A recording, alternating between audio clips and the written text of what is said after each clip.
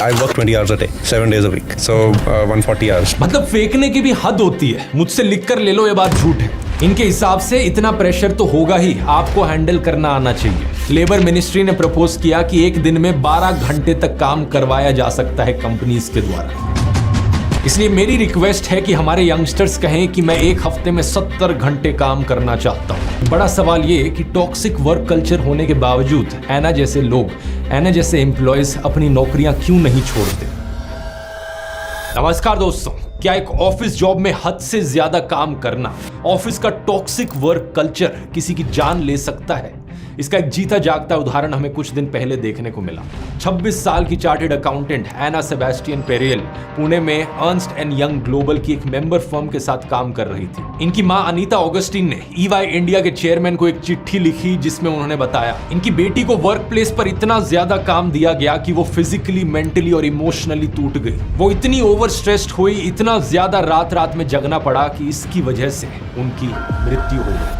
A 26-year-old Anna Sebastian Perel tragically died in Pune. Anna Sebastian Perel was working for EY at that Pune office. Are Indians overworked? इस पूरी चिट्ठी को आज मैं आपके सामने पढ़कर सुनाऊंगा ताकि आप इन पेरेंट्स का दर्द समझ सको, क्योंकि बात पता है क्या है दोस्तों, ये कोई आइसोलेटेड केस नहीं था। एना जैसा ही फिजिकल, मेंटल और इमोशनल टॉर्चर देश में लाखों कॉर्पोरेट एम्प्लॉयज सह रहे हैं। मैकेंसी हेल्थ इंस्टीट्यूट ने अप्रैल 2022 में एक सर्वे किया था। 15,000 अलग अलग एम्प्लॉयज से बात करी और 1,000 HR मैनेजर से। इस सर्वे में पाया गया कि 40% इंडियन एम्प्लॉयज में बर्नआउट, डिस्ट्रेस, एंजाइटी या डिप्रेशन के सिम्टम्स दिख रहे हैं। और ऐसे हर एक आउटकम का 90% कारण है टॉक्सिक वर्कप्लेस बिहेवियर। इसीलिए एम्प्लॉयज की अपनी नौकरी छोड़ने की इच्छा इंडिया में ग्लोबल एवरेज से 60% ज्यादा है। लेकिन देश में बेरोजगारी की भी प्रॉब्लम इतनी है कि ऐसे समय में कोई नौकरी छोड़ना आसान काम नहीं है। आखिर क्या है ये टॉक्सिक वर्क कल्चर, और जो एम्प्लॉयज इसका शिकार है वो अपने इंडिविजुअल लेवल पर इसके बारे में क्या कर सकते हैं? आइए समझते हैं आज के इस वीडियो में।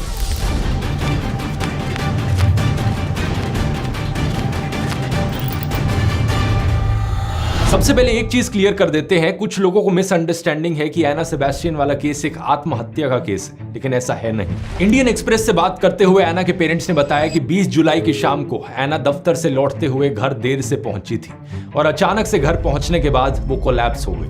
उन्हें हॉस्पिटल ले जाया गया तो हॉस्पिटल में डॉक्टर्स ने उन्हें डेड और अराइवल डिक्लेयर कर दिया, यानी कि अस्पताल पहुंचने से पहले ही उनकी मृत्यु हो गई थी। पोस्टमार्टम रिपोर्ट पे लिखा गया कि उनकी मृत्यु कार्डियक अरेस्ट की वजह से हुई है। लेकिन 3 इडियट्स फिल्म का ये सीन याद है ना? पोस्टमार्टम रिपोर्ट में आया है मौत का कारण intense pressure on wind pipe resulting in choking. वो बेवकूफ सोच रहे हैं कि इधर प्रेशर पड़ने की वजह से मर गया, और पिछले 4 साल से जो यहाँ प्रेशर पड़ रहा है उसका क्या? वो तो रिपोर्ट में है ही नहीं सर। एना के केस में 4 साल नहीं, केवल 4 महीने ही हुए थे उन्हें इस कंपनी में काम करते हुए। उनके परिवार ने बताया कि इससे पहले उन्हें कोई भी हेल्थ प्रॉब्लम्स नहीं थी। EY इंडिया कंपनी के चेयरमैन राजीव मेमानी ने एक लिंक्डइन पोस्ट पर कहा कि वो इस इंसिडेंट से बहुत उदास है। उन्होंने खेद जताया कि एना के फ्यूनरल पर कोई नहीं था। कहा कि पहले ऐसा कभी नहीं हुआ है और आगे भी कभी नहीं होगा। लेकिन जो मेन मुद्दा है टॉक्सिक वर्क कल्चर का, इस पर देखिए उनका क्या कहना था। हमारे करीबन 1 लाख एम्प्लॉयज हैं, सभी को मेहनत से काम करना होता है। एना ने हमारे साथ केवल 4 महीने काम किया था, किसी भी दूसरे एम्प्लॉय की तरह उसे काम दिया गया था। हम नहीं मानते कि काम के दबाव की वजह से उसकी जान गई है। इनकी इस पोस्ट पर इन्हें बहुत बैकलैश देखने को मिला। एक यूजर ने कहा कि उनका बेटा भी सालों पहले इसी नॉनसेंस से गुजरा था। वे फॉर्चुनेट थे कि 2 साल बाद उनके बेटे ने क्विट कर दिया, लेकिन वे पूरी तरीके से बर्नआउट हो चुका था। माँ बाप होने के नाते उन्हें चिंता थी कि क्या वो दोबारा काम कर पाएगा या नहीं।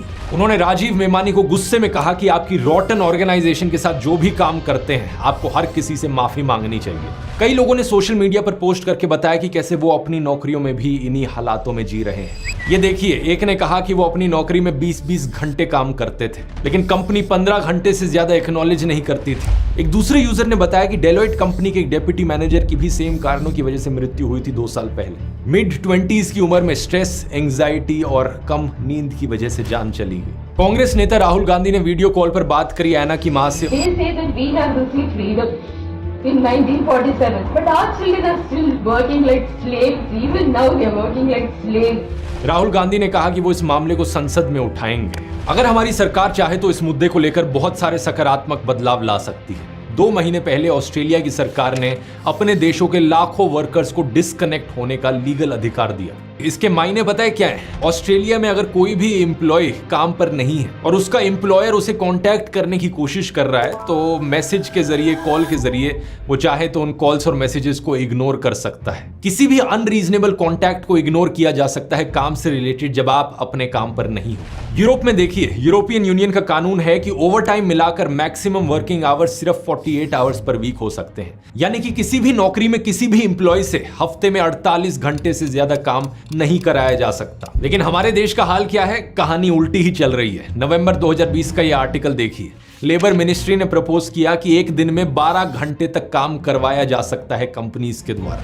यानी कि हफ्ते में अगर 5 दिन काम किया तो हफ्ते के 60 घंटे हो गया। जब लोगों ने इस चीज को लेकर हल्ला मचाया तो सेंट्रल गवर्नमेंट कहती है कि हमने इस मामले में जांच शुरू कर दी है। लेबर और एम्प्लॉयमेंट मिनिस्ट्री की मिनिस्टर ऑफ स्टेट शोभा कंदरलाजे ने ट्वीट करते हुए कहा कि अनसेफ और एक्सप्लॉयटेटिव वर्क एनवायरनमेंट के जो इल्जाम है उन पर थरो इन्वेस्टिगेशन शुरू कर दी है। क्या होगा इस थरो इन्वेस्टिगेशन से? आपको क्या लगता है? ज्यादा से ज्यादा सरकार किसी कंपनी को वार्निंग इशू कर देगी? कंपनी पर प्रेशर आए तो कंपनी 1-2 मैनेजर्स पर सारा दोष डाल देगी और उन्हें फायर कर देगी।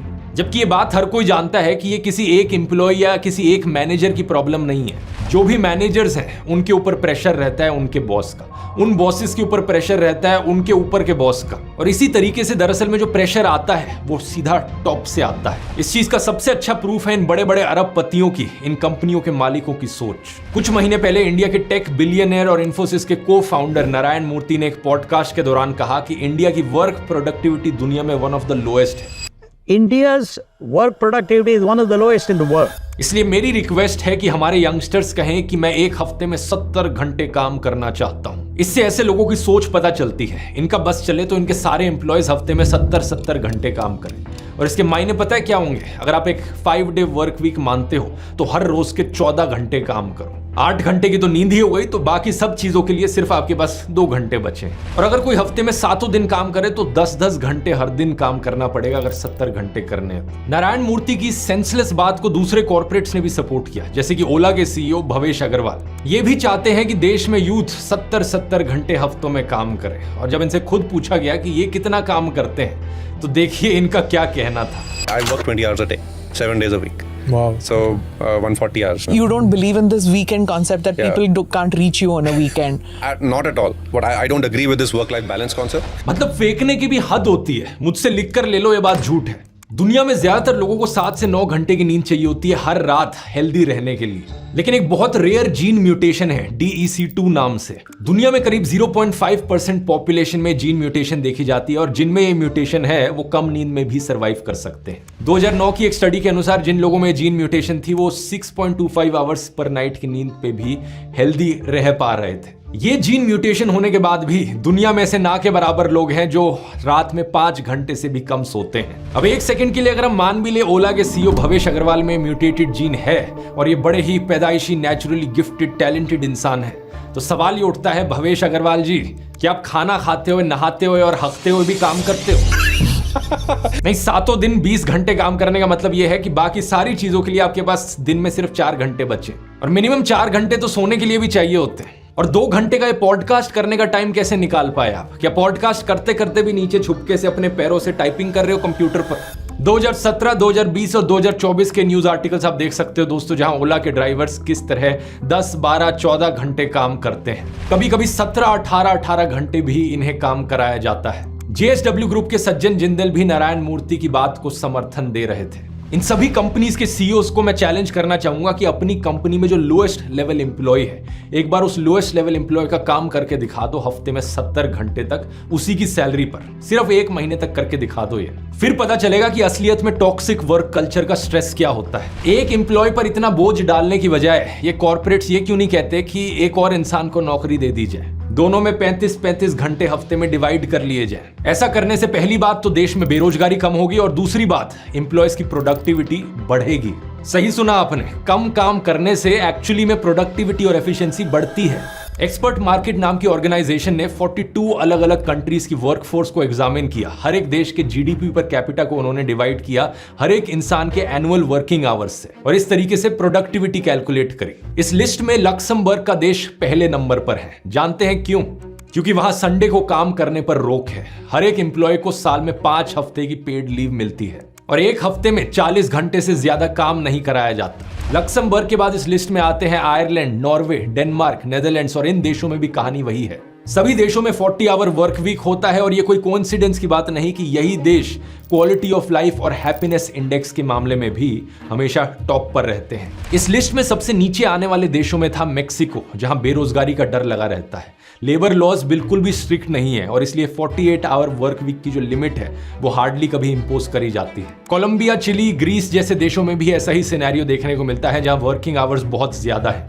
एज अ रिजल्ट एम्प्लॉयज अक्सर ओवरवर्क्ड होते हैं, थके हुए होते हैं और उनकी प्रोडक्टिविटी भी कम होती रहती है। इसी सेम प्रिंसिपल की बात डिटेल में मैंने अपने टाइम मैनेजमेंट कोर्स में भी करी है। ये बात सिर्फ कंट्री वाइड लेवल पर ही नहीं बल्कि इंडिविजुअल लेवल पर भी एप्लीकेबल होती है। अगर आपको अपनी पर्सनल लाइफ में प्रोडक्टिविटी बढ़ानी है, एफिशिएंसी बढ़ानी है काम करने की, तो आपको अपनी क्वालिटी ऑफ लाइफ को इंप्रूव करना पड़ेगा। आपको अपनी हैप्पीनेस पर फोकस करना होगा। एग्जैक्टली ये कैसे किया जा सकता है? कुछ चीजें तो बड़ी ऑब्वियस हैं, जैसे कि अपनी 8 घंटे की नींद पूरी करो, हेल्दी खाना खाओ, एक्सरसाइज करो, लेकिन कई सारी और चीजें हैं जो सुनने में बड़ी काउंटर इंट्यूटिव लगती हैं, जैसे कि अपने फ्रेंड्स और फैमिलीज के साथ ज्यादा टाइम स्पेंड करो।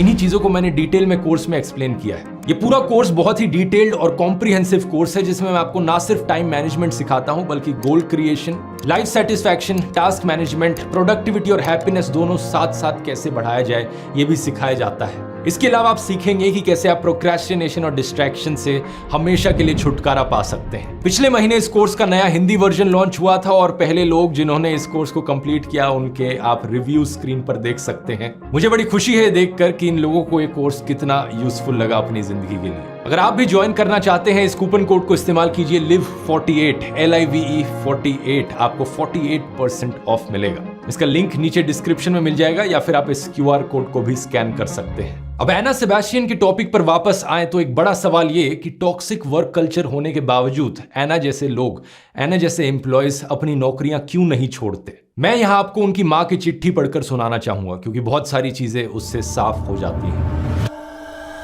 फ्रॉम अनीता ऑगस्टिन, लेट एना सेबेस्टियन पेराइल की मां, to Rajiv Memani, EY India chairman. प्रिय राजीव, मैं ये पत्र एक दुखी मां के रूप में लिख रही हूं। एक दुखी मां जिसने अपनी प्यारी बच्ची एना सेबेस्टियन को खो दिया है। मेरा दिल भारी है और मेरी आत्मा टूट चुकी है जब मैं ये शब्द लिख रही हूं, लेकिन मुझे लगता है कि हमारी कहानी साझा करना जरूरी है, इस उम्मीद से कि किसी और परिवार को हमारे जैसा दर्द ना सहना पड़े। एना ने नवंबर 2023 में अपने CA के एग्जाम्स पास किए थे और 19 मार्च 2024 को EY पुणे में एक एग्जीक्यूटिव के रूप में शामिल हुई। वह जिंदगी से, ख्वाबों से और भविष्य के लिए उत्साह से भरी हुई थी। EY उसकी पहली नौकरी थी और वह ऐसी प्रेस्टीजियस कंपनी का हिस्सा बनने के लिए रोमांचित थी। लेकिन 4 महीने बाद 20 जुलाई 2024 को मेरी दुनिया बिखर गई जब मुझे ये दिल दहला देने वाली खबर मिली कि एना का देहांत हो गया। 26-year-old chartered accountant who worked at Ernst & Young died in July, just 4 months after she joined the company. वो केवल 26 वर्ष की थी। एना हमेशा से एक फाइटर थी, बचपन से लेकर एकेडमिक वर्षों तक, जहां उसने जो कुछ भी किया उसमें एक्सेल किया। वह स्कूल टॉपर थी, कॉलेज टॉपर भी थी। उसने एक्स्ट्रा करिकुलर एक्टिविटीज में एक्सेल किया और अपने CA एग्जाम्स को डिस्टिंक्शन के साथ पास किया। वह EY में निरंतर काम करती थी, उस पर रखी हुई डिमांड्स को पूरा करने के लिए अपना सब कुछ दे रही थी। लेकिन वर्कलोड, नया माहौल और लंबे घंटों तक काम उस पर फिजिकली, इमोशनली और मेंटली भारी पड़ा। उसे ज्वाइनिंग के ठीक बाद ही एंजाइटी और स्ट्रेस होने लगा। नींद आनी बंद हो गई, लेकिन वह खुद को पुश करती रही, यह मानते हुए कि मेहनत और लगन ही सक्सेस का जरिया है। 6 जुलाई शनिवार को मेरे पति और मैं एना के CA कॉन्वोकेशन में शामिल होने के लिए पुणे पहुंचे। चूंकि वो पिछले सप्ताह देर रात सुबह के 1 बजे अपने PG पहुंचने पर सीने में जगड़न की शिकायत कर रही थी, हम उसे पुणे के हॉस्पिटल में ले आए। उसकी ECG नॉर्मल थी और कार्डियोलॉजिस्ट ने हमें आश्वस्त किया, यह बताते हुए कि उसे पर्याप्त नींद नहीं मिल रही थी और वह देर से खाना खा रही थी। उन्होंने एंटी एसिड्स लिखे जिससे हमें यह विश्वास हुआ कि यह कुछ भी गंभीर नहीं था। हालांकि हम इतना दूर कोची से आए थे, फिर भी उसने डॉक्टर को दिखाने के बाद काम पर जाने के लिए इंसिस्ट किया, यह कहते हुए कि बहुत सारा काम बचा हुआ था और उसे छुट्टी नहीं मिलेगी। उस रात वह फिर से अपने PG में देर से लौटी। 7 जुलाई रविवार को कॉन्वोकेशन के दिन उसने सुबह हमें ज्वाइन किया, लेकिन उस दिन भी वह दोपहर तक घर से काम कर रही थी और हम कॉन्वोकेशन वेन्यू पर देर से पहुंचे। ये मेरी बेटी का सबसे बड़ा सपना था कि वो अपने माता पिता को अपनी कॉन्वोकेशन में ले जाए अपने खुद के मेहनत के कमाए हुए पैसों से। उसने हमारी फ्लाइट टिकट्स बुक की थी और वह हमें लेकर गए। ये बताते हुए मेरा दिल टूट जाता है कि उन 2 दिनों के दौरान भी जो हमारी बच्ची के साथ बिताए हुए हमारे आखिरी दिन होने वाले थे, वह काम के प्रेशर की वजह से उन दिनों को भी एंजॉय नहीं कर सके। जब ऐना ने स्पेसिफिक टीम में ज्वाइन किया तो उसे बताया गया कि कई एम्प्लॉयज बहुत ज्यादा वर्कलोड के कारण रिजाइन कर चुके थे और टीम मैनेजर ने उसे कहा, ऐना तुम्हें यहाँ रहना है और हमारी टीम के बारे में सबकी राय बदलनी है। मेरी बच्ची ने रियलाइज नहीं किया कि उसकी कीमत उसे अपनी जान से चुकानी पड़ेगी।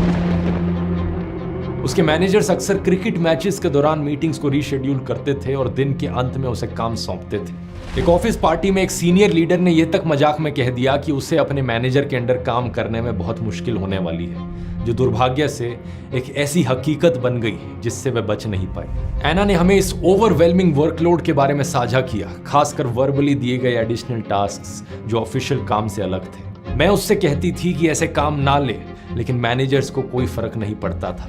वह रात को देर तक काम करती थी, यहाँ तक कि वीकेंड्स पर भी। चैन की सांस लेने का मौका भी उसके पास नहीं होता था। उसके असिस्टेंट मैनेजर ने एक बार रात में फोन किया और अगली सुबह तक एक टास्क पूरा करने को कहा। इसकी वजह से उसे आराम करने या रिकवर करने का भी समय नहीं मिला। जब उसने अपनी चिंता कंपनी को जताई तो उसकी बातों को खारिज करते हुए जवाब मिला, तुम रात में काम कर सकती हो, यही तो हम सब करते हैं। ऐना अपने कमरे में बहुत ज्यादा थकी हारी वापस आती थी, कभी कभी कपड़े बदले बिना ही बिस्तर पर गिर जाती थी। फिर और रिपोर्ट्स मांगते हुए मैसेजेस की बाढ़ आती थी। वह अपनी पूरी कोशिश कर रही थी, डेडलाइंस को मीट करने के लिए बहुत मेहनत कर रही थी। ऐना अंदर से एक फाइटर थी, आसानी से हार मानने वाली नहीं थी। हमने उसे कहा था कि नौकरी छोड़ दे, लेकिन वो सीखना चाहती थी और नया एक्सपोजर चाहती थी। ऐना कभी भी मैनेजर्स पर इल्जाम नहीं लगाती, वह बहुत दयालु थी, लेकिन मैं चुप नहीं रह सकती। न्यू कमर्स पर ऐसे कमर तोड़ काम का बोझ डाल देना, उनसे दिन रात काम कराना, यहाँ तक कि संडे को भी काम कराना, यह किसी भी हालत में सही नहीं है। वह अभी तो अपने होम टाउन और अपने प्रियजनों को छोड़कर आई थी। सब कुछ उसके लिए नया था, ऑर्गेनाइजेशन, जगह, भाषा, और वो एडजस्ट करने की बहुत कोशिश कर रही थी। लेकिन इसकी बजाय मैनेजमेंट ने इस बात का पूरा फायदा उठाया कि वो नई थी काम पर और उसे असाइंड और अनअसाइंड वर्क दोनों के काम में डुबा दिया। यह एक सिस्टेमिक इशू है जो इंडिविजुअल मैनेजर्स या टीम्स के परे है। कभी ना खत्म होने वाली डिमांड्स और अनरियलिस्टिक एक्सपेक्टेशंस को मीट करने का प्रेशर ज्यादा समय तक नहीं सहा जा सकता, और इनकी कीमत हमें एक युवा महिला की जान से चुकानी पड़ी जिसमें बहुत सारा पोटेंशियल था। ऐना एक युवा प्रोफेशनल थी जो अपने करियर की बस शुरुआत कर रही थी। उसकी पोजीशन में कई और लोगों की तरह उसे एक्सपीरियंस नहीं था और ना ही बाउंड्रीज ड्रॉ करने या अनरीजनेबल डिमांड्स के खिलाफ पुशबैक करने का कोई साधन था। उसे ना कहना नहीं आता था। वह एक नए एनवायरनमेंट में खुद को साबित करने की कोशिश कर रही थी और ऐसा करते हुए उसने खुद को अपनी लिमिट से ज्यादा पुश किया, और अब वो हमारे बीच नहीं है। काश कि मैं उसे प्रोटेक्ट कर पाती, उसे बता पाती कि उसकी हेल्थ और वेलबींग किसी भी चीज से ज्यादा मैटर करती हैं। लेकिन मेरी ऐना के लिए अब बहुत देर हो चुकी है। राजीव, अब मैं आपको लिख रही हूं क्योंकि मुझे लगता है ईवाई पर अपने एम्प्लॉयज की वेलबींग सुनिश्चित करने की गहरी जिम्मेदारी है। ऐना का अनुभव एक वर्क कल्चर पर रोशनी डालता है जो ओवरवर्क को ग्लोरीफाई करता है, जबकि उन काम के पीछे इंसानों को निग्लेक्ट किया जाता है। ये सिर्फ मेरी बेटी के बारे में नहीं है, ये हर एक युवा प्रोफेशनल के बारे में है जो उम्मीदों और ख्वाबों से भरा हुआ ईवाई को ज्वाइन करता है, लेकिन अनरियलिस्टिक एक्सपेक्टेशंस के वजन के नीचे चकनाचूर हो जाता है। मैंने ईवाई के ह्यूमन राइट स्टेटमेंट को पढ़ा जिसमें आपके सिग्नेचर हैं। मैं उस स्टेटमेंट में एक्सप्रेस किए गए वैल्यूज का मेरी बेटी द्वारा फेस की गई रियलिटी से मिलान नहीं कर पा रही। ईवाई जिन वैल्यूज का दावा करती है, सचमुच उनके अनुसार जीना कैसे शुरू कर सकती है? ऐना की मृत्यु ईवाई के लिए नींद से जागने का एक मौका होना चाहिए। यह समय है अपने ऑर्गेनाइजेशन के वर्क कल्चर पर रिफ्लेक्ट करने का और अपने एम्प्लॉयज की हेल्थ और वेलनेस को प्रायोरिटाइज करने के लिए सार्थक कदम उठाने का। इसका मतलब है कि ऐसी इन्वायरमेंट बनाना जहां एम्प्लॉयज अपनी बात कहने में सुरक्षित महसूस करें, जहां उन्हें अपने वर्कलोड को मैनेज करने का सपोर्ट मिले और जहां प्रोडक्टिविटी के लिए उनकी मेंटल और फिजिकल वेलबींग की कुर्बानी ना हो। ऐना के अंतिम संस्कार पर ईवाई कंपनी से कोई नहीं आया। एक ऐसी एम्प्लॉय जिसने अपनी ऑर्गेनाइजेशन के लिए अपनी आखिरी सांस तक सब कुछ दिया, उसके लिए ऐसे क्रिटिकल मोमेंट पर यह एब्सेंस बहुत दुख पहुंचाने वाली है। ऐना बेहतर डिजर्व करती थी और ऐसा ही वो सभी एम्प्लॉयज डिजर्व करते हैं जो अभी भी इन हालातों में काम कर रहे हैं। मेरा दिल ना केवल अपनी बच्ची की मृत्यु के लिए दुखी है बल्कि उन लोगों के द्वारा दिखाई गई सहानुभूति की कमी के लिए भी जिन्हें उसे गाइड और सपोर्ट करना चाहिए था। उसके फ्यूनरल के बाद मैंने उसके मैनेजर से संपर्क किया लेकिन मुझे कोई जवाब नहीं मिला।